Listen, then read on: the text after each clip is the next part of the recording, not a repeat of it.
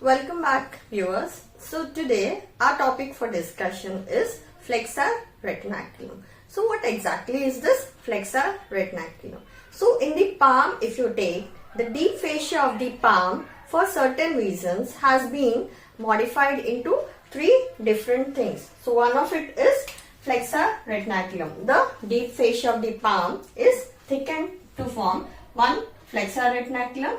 Other one is palmar aponeurosis, and the third modification in the palm is fibrous flexor sheaths of the fingers. So these are the three modifications of the deep fascia we see in the palm. But in today's session we are going to describe in detail about the flexor retinaculum. So what exactly is this flexor retinaculum? So this flexor retinaculum we are going to discuss in detail in today's session.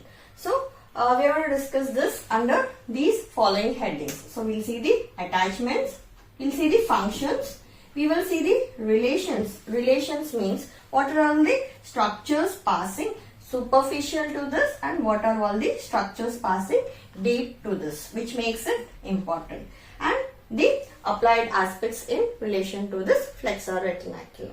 So as I told you, this is a thickening of the deep fascia in the palm. So if you have a look at this is the distal flexion crease. So this marks the proximal part of the flexor retinaculum. So this is the position where the flexor retinaculum is located in the hand. So what exactly this is the function of this flexor retinaculum? Why actually it has to be there?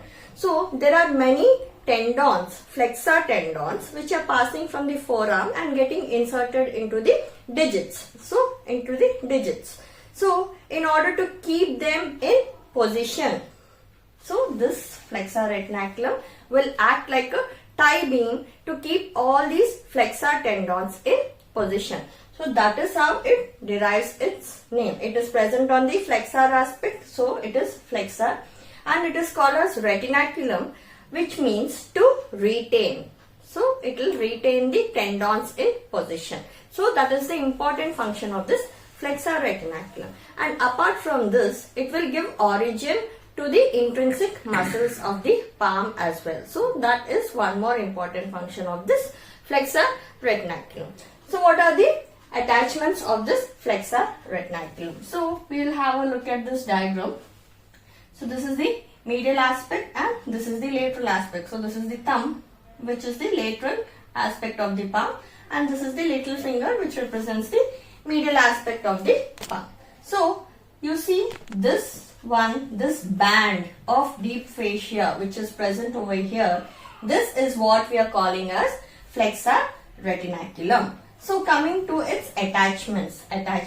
So this flexor retinaculum, actually, have a look at this diagram.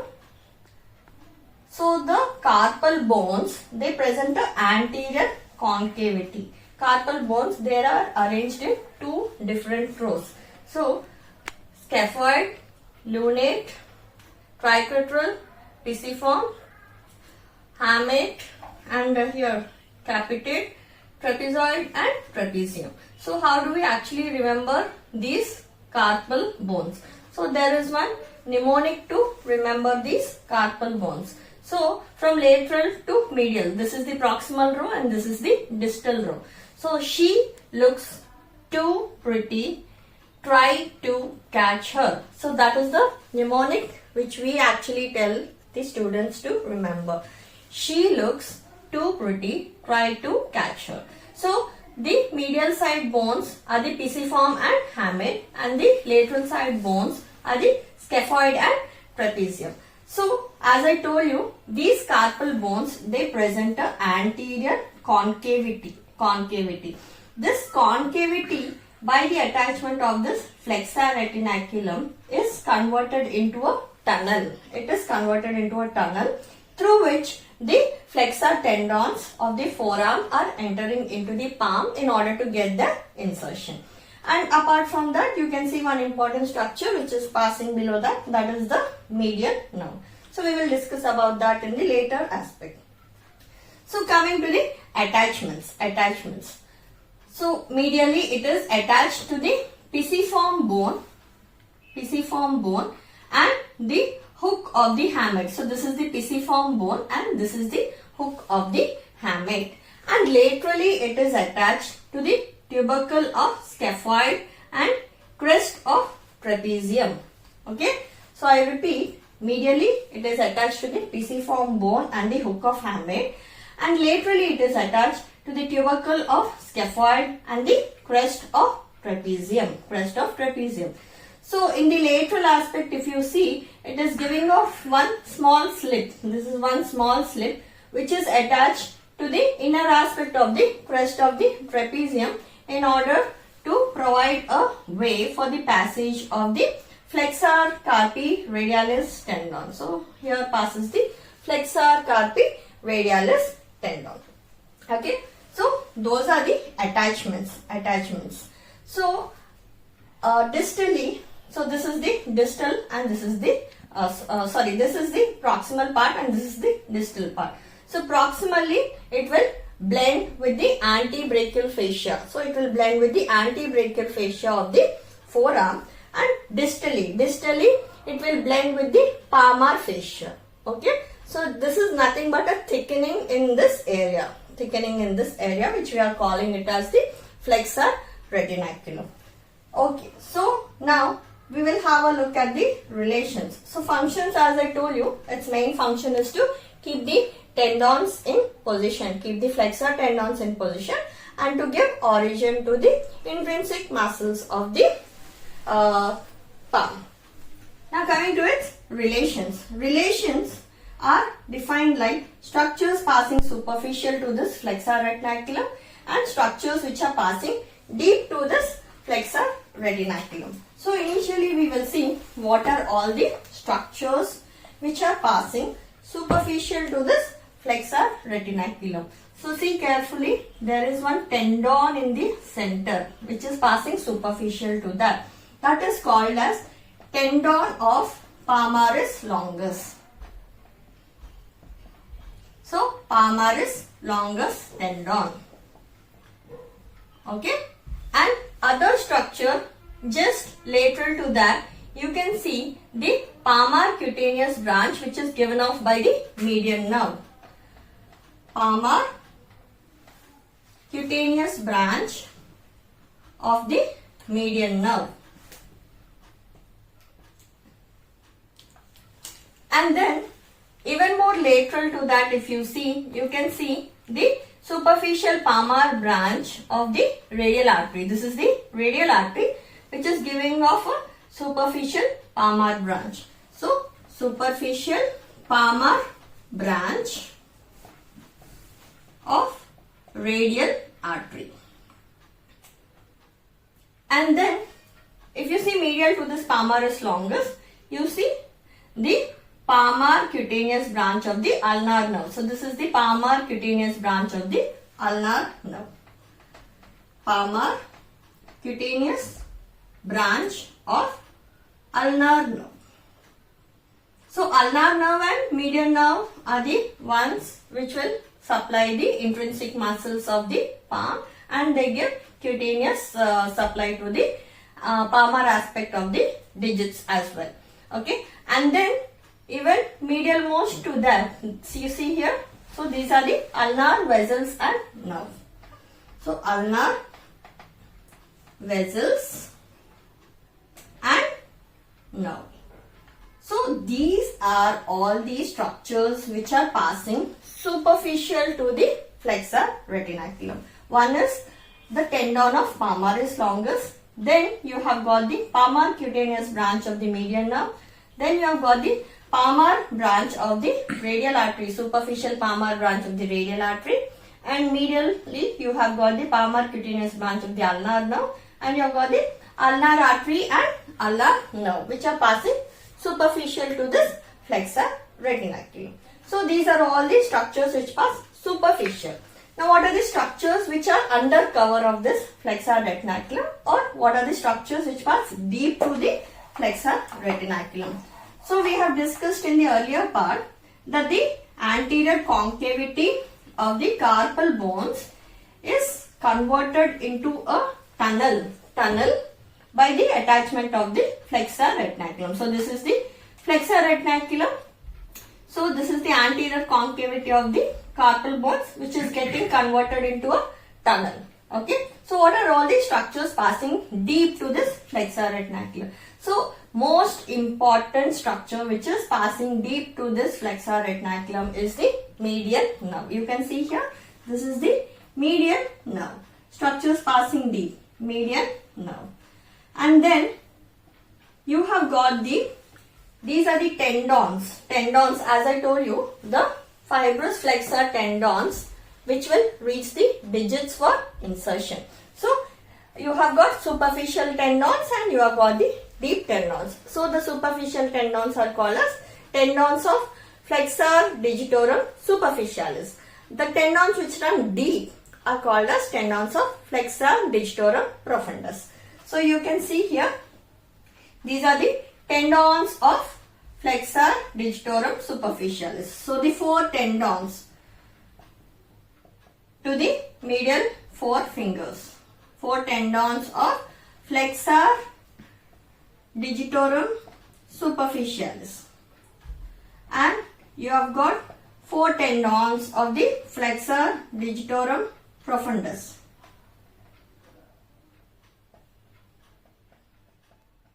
And apart from that, you can see here, you have got the tendon of flexor pollicis longus. Tendon of flexor pollicis longus. So these are all the structures which pass deep to the flexor retinaculum. And here carefully if you see, here also we have seen the flexor retinaculum and its lateral aspect, it is giving one more slip which is getting attached to the trapezium for the passage of the tendon of flexor carpi radialis. Flexor carpi radialis. So tendon of flexor carpi radialis. So these are all the structures which pass deep to this flexor retinaculum. One is the median nerve, which we are considering it as the most important structure. Then we have got the four tendons of the flexor digitorum superficialis, four tendons of flexor digitorum profundus, tendon of flexor pollicis longus and tendon of flexor carpi radialis. And apart from this, you can see here one pink colored thing. So these are nothing but extensions of the synovial sheaths. So the synovial sheath, it is showing two extensions below the flexor retinaculum. They are radial bursa and the ulnar bursa. Ulnar bursa. So radial bursa is nothing but the synovial extension over the tendon of flexor pollicis longus. And this one which you are able to see is the extension of the synovial sheath over the flexor digitorum superficialis and flexor digitorum profundus tendons. So this will form a common synovial bursa. Common synovial bursa, we also call it as the ulnar bursa. So it has got a parietal layer and a visceral layer. Parietal layer will line the inner surface of the flexor retinaculum and it will line the floor of the carpal bones, and this is the visceral layer. The visceral layer, it is being reflected in between the anterior and posterior or ventral and dorsal aspects of these two tendons. So it will form a common bursa, common synovial bursa. So these are also under cover of this flexor retinaculum. So now with this basic knowledge, we will have a look at the applied aspect. So why are we actually studying this flexor retinaculum in detail? We are seeing that some structures are passing superficial, we say that some structures are passing deep, and I also mentioned that median nerve is the most important structure which is passing deep. So why is it so important? Anatomically, so the applied aspect in relation to this flexor retinaculum is carpal tunnel syndrome. Carpal tunnel syndrome. So what is this carpal tunnel syndrome. So as we discussed earlier, the anterior concavity which is there of the carpal bones, so by the attachment of this flexor retinaculum, it is getting converted into a tunnel which we are referring to as the carpal tunnel. And you see the median nerve is passing deep to that, deep to the flexor retinaculum, and deep to this you have seen the flexor tendons of superficialis profundus which are enclosed in a common synovial bursa. So if there is accumulation of any fluid at this level, at the level of these tendons, in some physiological conditions like pregnancy, or there is increased deposition of fat here due to some collagen disorders, hypothyroidism and some lipid disorders. So what will happen? Prolonged accumulation of any of the mentioned contents which I told you will cause compression over this median nerve. So that will lead to a condition which is called as carpal tunnel syndrome. Carpal tunnel syndrome. So physiologically it is seen in pregnancies also. Okay. So what will happen in this carpal tunnel syndrome? The median nerve is the one which is involved in this carpal tunnel syndrome. So this median nerve, it is getting compressed below the flexor retinaculum, and this median nerve which is there, it will supply five muscles of the palm. So it will supply all the muscles of the thenar eminence. So in the palm, you have got the thenar muscles, you have got the hypothenar muscles. Thenar muscles are the muscles which will supply the thumb. So it will supply the thenar muscles and other intrinsic muscle. As a whole, it will supply 5 intrinsic muscles in the hand. So especially it is supplying the thenar muscles. So because the median nerve is getting compressed over here, there will be a wasting and weakness of the thenar muscles. Wasting and weakness of the thenar muscles. And then the other thing which we see is the loss of cutaneous sensation. Loss of cutaneous sensation over the lateral 3.5 fingers. Loss of cutaneous sensation